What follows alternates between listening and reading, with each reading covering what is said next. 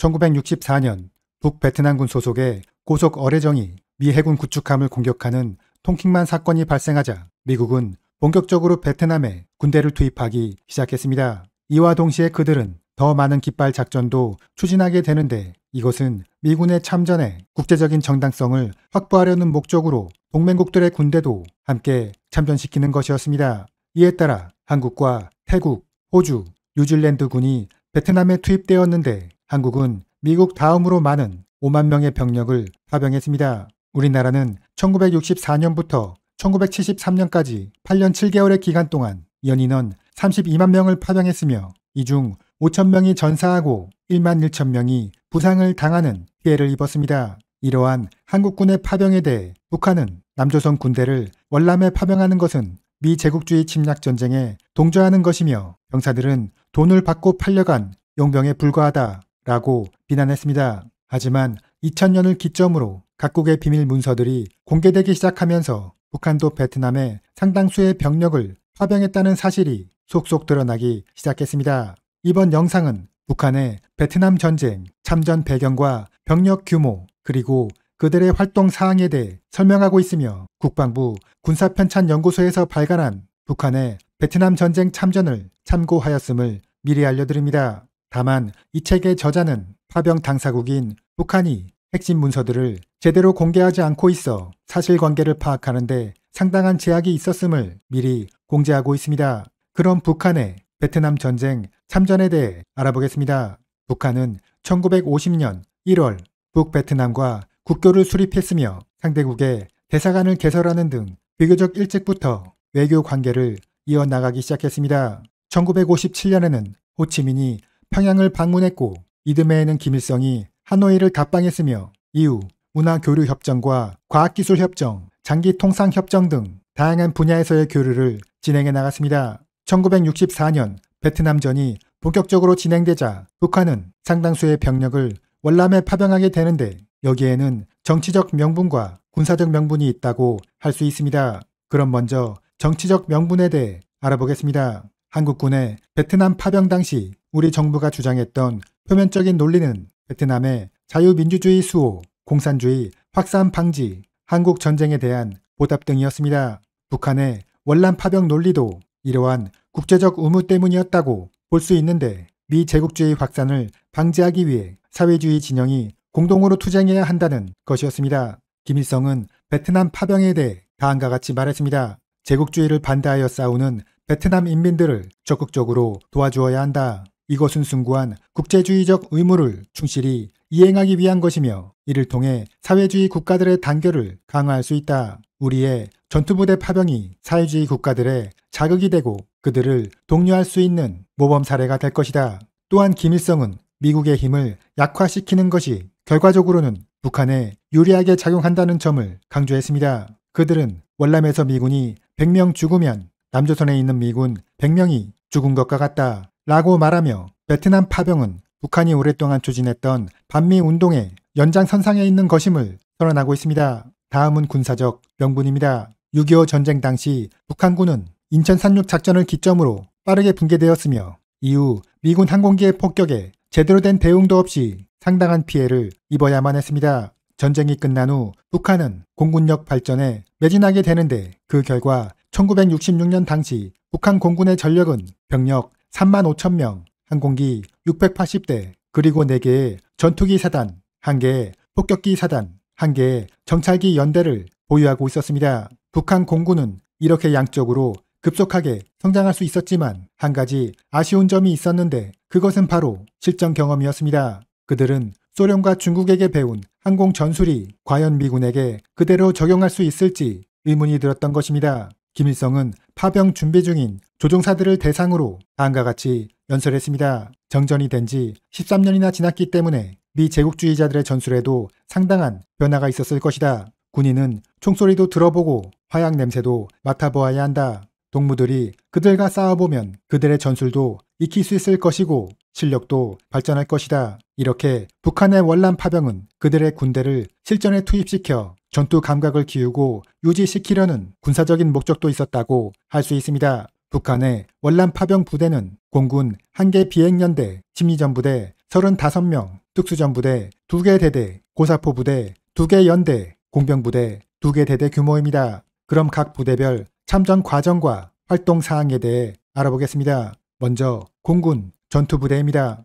전쟁이 발발하자 미군은 북베트남 지역에 대규모 공중폭격을 실시했습니다. 그 대상은 주로 수도인 하노이와 항구 도시 하이퐁이었는데 폭격의 규모가 상당히 컸기 때문에 북베트남은 큰 피해를 입을 수밖에 없었습니다. 하지만 그들은 이에 대한 마땅한 대응 수단이 없었습니다. 북베트남군은 아직 공군 전력이 제대로 갖춰지지 않은 상태였고 조종사들을 훈련시키는데도 상당한 시간이 소요되었기 때문입니다. 따라서 북베트남은 소련과 중국에 조종사를 지원해 달라고 요청했지만 그들은 전쟁이 확전될 것을 염려하여 조종사의 직접적인 지원에 소극적인 모습을 보였습니다. 이때 북베트남에게 손을 내밀어준 나라가 바로 북한이었는데 그들은 자신들의 조종사를 바로 제공해 주겠다고 제안했던 것입니다. 사실 북한 공군 입장에서도 항공유에 대한 걱정 없이 마음껏 훈련도 하고 실전도 경험해 볼 수 있다는 점에서 조종사 파병은 상당히 매력적으로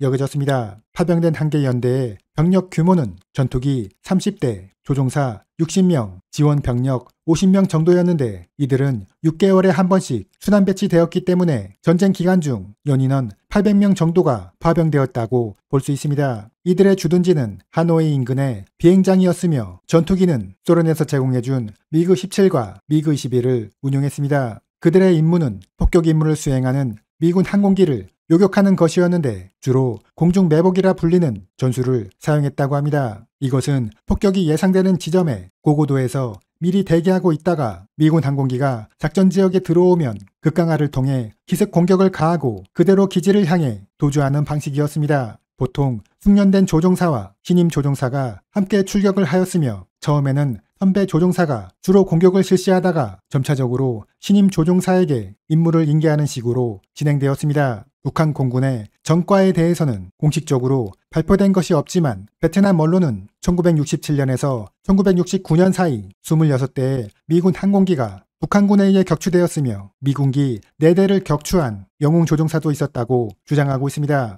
특히 1969년 5월 28일에는 북한군 미그 17 8대가 미군 팬텀기 12대를 격추했으며 북한은 이를 기념하기 위해 528 비행연대를 창설하였다는 일화도 있습니다.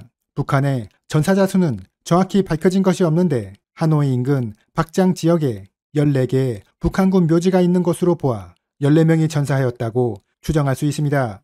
하지만 귀순 조종사 이웅평의 진술에 따르면 14구의 묘지는 조종사들이 착륙 과정이나 비상탈출 과정에서 사망하여 시신을 찾을 수 있었던 숫자를 말하는 것이고 전투 과정에서 사나한 조종사들은 베트남이 아닌 북한의 묘지가 있다고 주장했습니다. 그리고 그는 베트남전에서 전사한 북한군 조종사가 총 67명이라고 진술했습니다. 또한 1968년 이후로는 전사자의 숫자가 급감하게 되는데 이것은 미군이 평화협정을 위해 북폭을 금지했기 때문이기도 하지만 조종사들 입장에서도 남의 나라에 와서 목숨을 잃을 수는 없다 라는 생각으로 전투에 소극적으로 임했기 때문이라는 이유도 있습니다. 북한군 조종사의 일상생활에 대해서는 몇 가지 진술이 남아 있습니다. 파병 초기 북베트남 측에서 수경지를 마련해 주었지만 우리는 미군의 폭격을 피하기 위해 숲속에 따로 수경지를 마련했다. 날씨가 더워 현지 음식이 입에 맞지 않았는데 우리를 걱정한 본국에서 된장과 고추장, 김치 등을 공수해 주었다. 조종사들은 취침 전 60도 정도의 독한 술을 한 잔 마시고 잠들었다. 그들은 동료들의 죽음을 목격하고 잠을 제대로 자지 못했는데 이러한 이유로 독한 술을 수면제 대신 사용했던 것이다. 다음은 심리전 부대입니다. 북베트남군은 한국이 미군 다음으로 많은 병력을 파병하고 있었기 때문에 한국군의 배치 상황과 작전 계획을 파악할 필요성이 있었습니다. 이를 위해서는 한국어에 능통한 사람이 필요해서 처음에는 평양에서 유학을 하고 있던 베트남 학생을 투입했지만 별다른 효과를 보지 못해 결국 북한의 심리전 부대의 파병을 요청하게 되었습니다. 북한군의 심리전 부대는 총 35명 정도로 숫자는 그리 많지 않았지만 2~3명 정도가 한 조를 이루어 여러 지역으로 분산 배치되었습니다. 그들의 배치 지역은 주로 한국군 해병 여단과 수도사단, 구사단의 주둔지 근처였으며 이곳에서 한국군 전술 연구, 전단지 살포, 적군 납치, 현지인 교육 등의 임무를 수행했습니다. 이들이 살포한 전단지는 총 30만 장 정도였는데 여기에는 한국군의 귀순을 유도하거나 남베트남 정부의 무능함을 알리는 것이 주 내용이었습니다. 심리전 부대는 한국어 라디오 방송도 실시했는데 여기에는 각종 선전 소식들뿐만 아니라 최신 유행 음악도 송출하여 한국군과 민간 기술자들이 실제로 많이 청취했다고 합니다. 이에 심각함을 느낀 우리 정부는 9월 한국군 방송국을 정식으로 만들어 대응하기 시작했습니다. 심리전 부대의 임무 중에는 한국군 납치도 포함되어 있었는데 우리 정부는 베트남 전쟁 전 기간을 통틀어 포로가 단 한 명도 없다고 주장했습니다. 그리고 단지 8명의 실종자가 있을 뿐이라고 발표했는데 이들은 최종적으로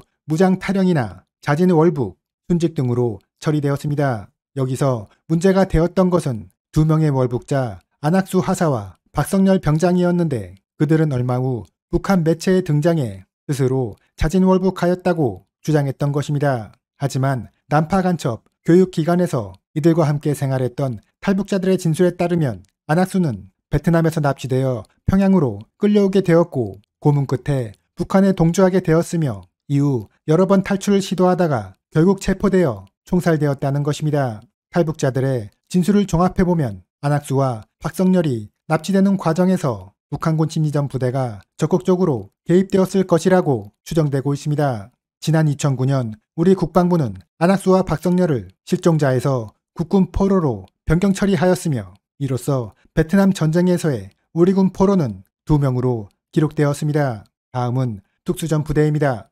1967년 북베트남은 북한과 전투병 지원에 대한 협정을 체결하게 되는데 그 규모는 1,000명으로 북한군 1개 대대 병력이 500명 정도인 것을 감안하면 총 2개 대대 병력이라고 할 수 있습니다. 파병된 부대는 북한군 경보병 대대로 그들은 전선 후방에 침투해 적 지휘소 및 통신선을 마비시키고 병참선을 차단하는 등 후방을 교란해 제2의 전선을 형성하는 것을 주임무로 하고 있습니다. 하지만 이들은 지상군 참전 사실을 숨기기 위해 한국군과 적극적인 교전을 회피했으며 북베트남의 북위 17도선 남하시 꽝찌 지역을 포위하는 임무에 투입된 것으로 알려져 있습니다. 121 청와대 습격 사건의 당사자 김신조에 따르면 당시 무장 공비들은 휴전선을 돌파하는 데 있어서 한 가지 장애물이 있었는데 그것은 바로 크레모아였다고 합니다. 이것은 기존에 없던 무기였으며 어느 날 갑자기 등장해 공비들에게 큰 피해를 주고 있었습니다. 사실 크레모아는 미군이 베트남 전쟁에서 사용하기 시작한 것으로 이것이 한국군을 통해 우리나라 휴전선에까지 설치되었던 것입니다. 결국 북한은 베트남에 파병된 특수부대를 통해 크레모아를 획득하게 되었으며 이를 면밀히 분석해 작동 방법과 해체 요령 등을 익힐 수 있게 되었습니다. 다음은 고사포 부대입니다. 북베트남군은 미군의 폭격에 대해 항공기를 요격할 수 있는 조종사도 부족했지만 지상에서 임무를 수행하는 고사포 부대도 부족했습니다. 반면 북한은 6.25 전쟁에서 고사포 부대가 미군 항공기를 직접 상대해본 경험이 많았으며 이후 지속적인 훈련을 실시해 상당한 수준의 전투력을 보유하고 있었습니다. 결국 북베트남은 소련과 중국으로부터 지원받은 고사포를 운영하고 병사들을 훈련시켜줄 북한군 고사포 부대를 원했던 것입니다. 현지에 파병된 병력은 2개 연대 규모로 알려져 있는데 그들은 주로 하노이를 방어하는 임무에 투입되었습니다. 북한군의 전과에 대해서는 정확히 알려진 것이 없지만 수많은 미군 항공기들이 하노이 상공에서 피격된 것을 고려해 보았을 때 그들의 전과는 상당했을 것으로 추정되고 있습니다. 마지막으로 공병부대입니다. 북한은 베트남의 여러 전투부대 중 공병부대를 가장 먼저 파병한 것으로 나타나 있는데 이것은 한국군이 전투부대에 앞서 공병부대를 파병한 것과 비슷한 양상이었습니다. 파병된 병력은 1개 대대 규모였는데 그들의 임무는 베트남에서 땅굴을 구축하고 현지인들에게 토착 기술을 전수하는 것이었습니다. 사실 북한군은 6.25 전쟁의 경험으로 대규모 땅굴을 구축하는데 상당한 경험과 실력을 보유하고 있었기 때문입니다. 이렇게 전수된 땅굴 구착 기술은 베트공에게도 전수되어 미군과 한국군이 작전을 수행하는데 큰 방해 요인으로 작용했습니다. 북한은 이 밖에도 북베트남군 장교들을 평양으로 초대해 직접 교육을 실시하거나 각종 무기와 장비들을 지원해 주는 등 북베트남이 전쟁을 수행하는데 여러 도움을 주었습니다. 이렇게 사이가 좋았던 북한과 북베트남은 전쟁이 끝난 후인 1978년 갑자기 관계가 악화되기 시작하는데 이것은 베트남의 캄보디아 침공 때문이었습니다. 베트남이 인도차이나 지역에서의 주도권을 잡기 위해 캄보디아를 침공한 것에 대해 북한이 비난하고 나섰던 것입니다. 또한 1979년 발생한 베트남과 중국의 국경 분쟁에서도 북한이 중국 편을 들면서 사태가 더욱 악화되었습니다. 사실 이것은 표면적인 주장이고 실질적으로는 다른 원인이 있었다는 주장도 있습니다. 그것은 북한이 베트남에게 미군이 놓고 간 무기를 보내달라고 요청했다는 것인데 여기에는 F4 팬텀 전투기 4대도 포함되어 있었습니다. 하지만 이를 베트남이 거부하게 되면서 관계가 틀어지기 시작했다는 것입니다. 또한 북한은 전투부대를 파병하면서 베트남의 농기계 수출권이나 석유 탐사권 등을 보장받았었는데 이것이 제대로 실행되지 않으면서 관계가 냉각되었습니다. 북한은 우리나라가 월남에 병력을 파병한 것에 대해 오랫동안 비난의 목소리를 내기도 했지만 결국 그들도 규모에 있어서 차이가 있기는 하지만 전투 병력을 파병했다는 것에는 차이가 없다고 할 수 있습니다. 북한도 자유민주주의의 확산을 막겠다는 표면적인 이유, 군대의 실전 감각을 향상시키고 경제적 이익도 취하겠다는 내면적인 이유에서 우리나라의 경우와 크게 다르지 않다는 것이 이번 군사편찬연구소의 연구를 통해 증명되었습니다.